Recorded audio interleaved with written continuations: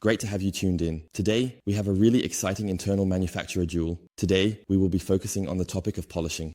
Today, I want to pit two polishing pads against each other. The remaining characteristics of the entire setup are completely the same.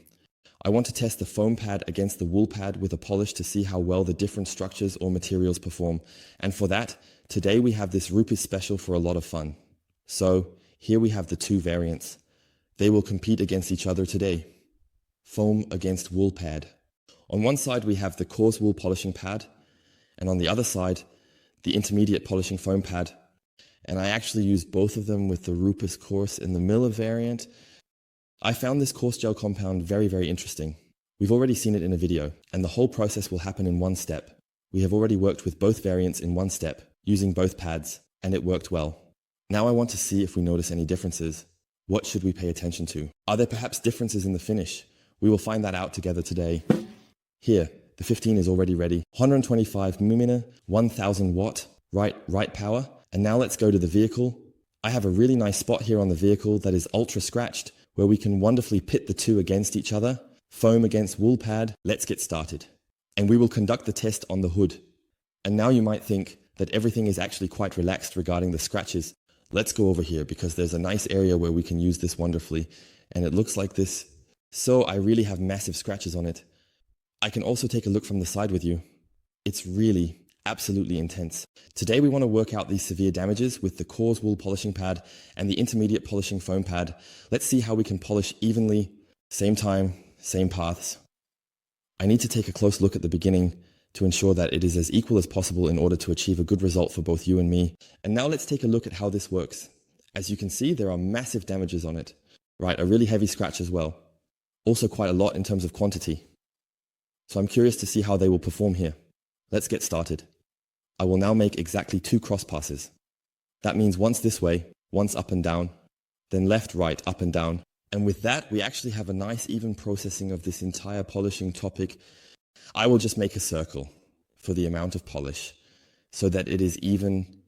And now let's get started with the first round. What are we achieving here with 2 cross passes using the intermediate polishing foam pad?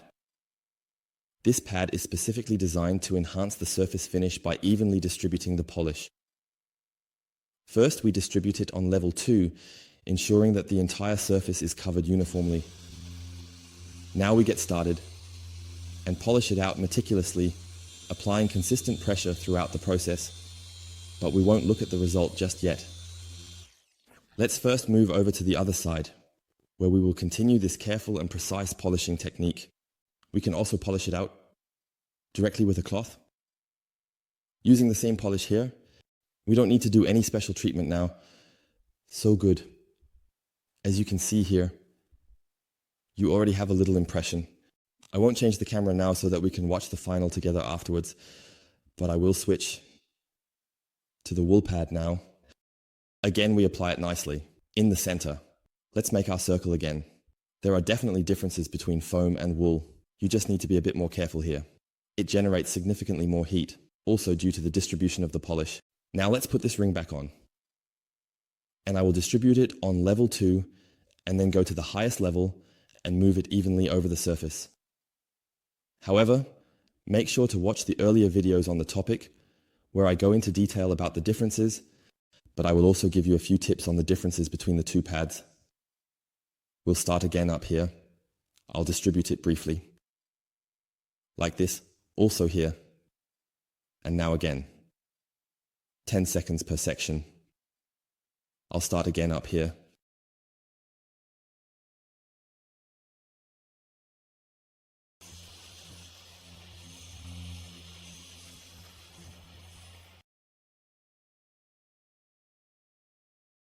So I believe that for not being a lab robot, it must have worked quite well, because in terms of time, it fit.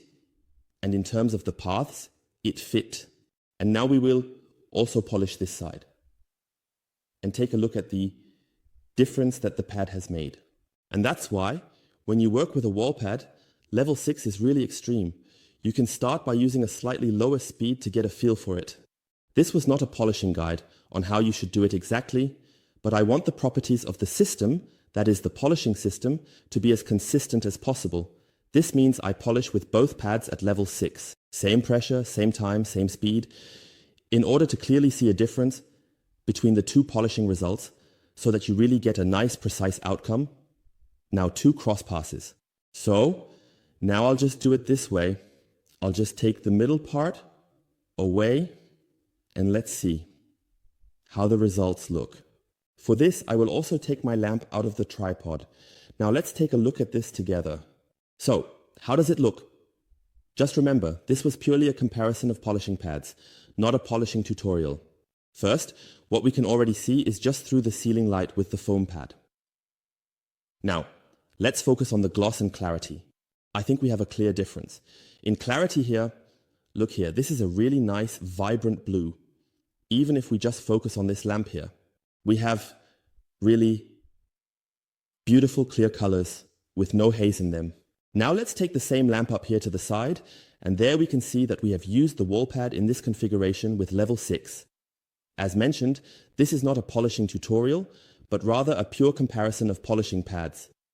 We have introduced holograms quite easily, as you can see here, these small tracks, these light gray stripes, and that is already the first difference.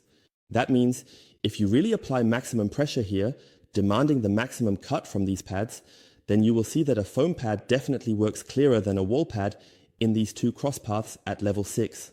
If we now take a look at the scratch pattern, we can see it here on the side. I need to check that the image I see with my eyes is also what is being captured by the camera, and here we can see that we still have a few scratches here for sure, including a few longer ones.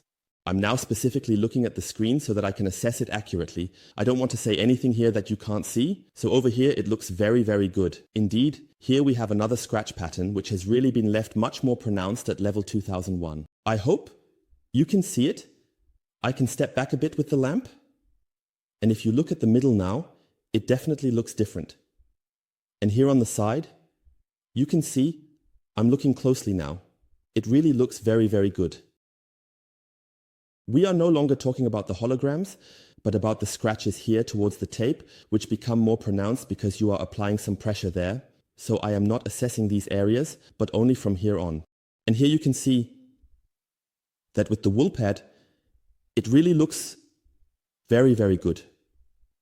I will also scan this area again. So here it must be clearly stated, and this was actually to be expected, that the wall pad can simply build up a greater cut, meaning it can remove more scratches in the same amount of time, because it also removes more paint. It's logical. And now I would like to show you a trick on how to fix these holograms, even when working with a full pad. I just went over it with level 6, and we definitely saw that clearly.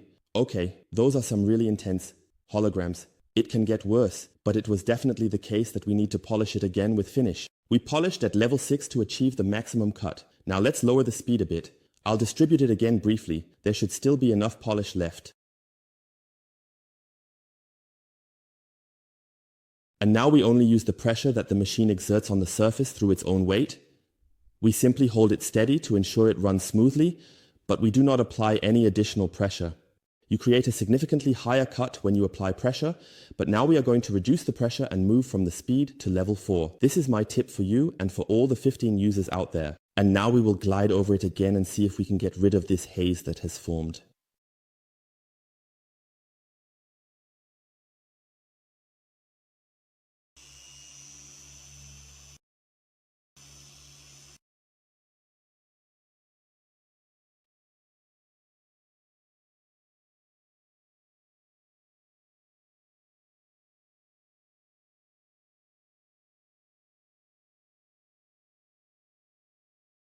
So, that was basically the gentle wool pad massage of the paint surface.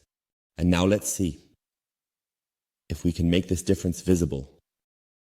I take the tape off, right at the transition, and I believe my little wool pad massage has worked. We now have the area that we polished again. Here we have the area where these light hazes are present. You can clearly see it, and here we have this really nice clear surface. And it now looks the same in terms of gloss, clarity and color depth as over there with the foam pad. That means here we can also use a wool pad to first carry out the cut process with the right technique, and then afterwards, with a gentler stage and significantly less pressure, simply finish the process. And with that, we have essentially polished in one step using two different polishing techniques, but with one pad, one polish, and still achieved a really nice result. Here you can see the difference again and what it makes. I can also use the SCANGRIP light again. It was clearly visible then. When we move over to a grey milky area, it looks really nice. 1000 strong blue.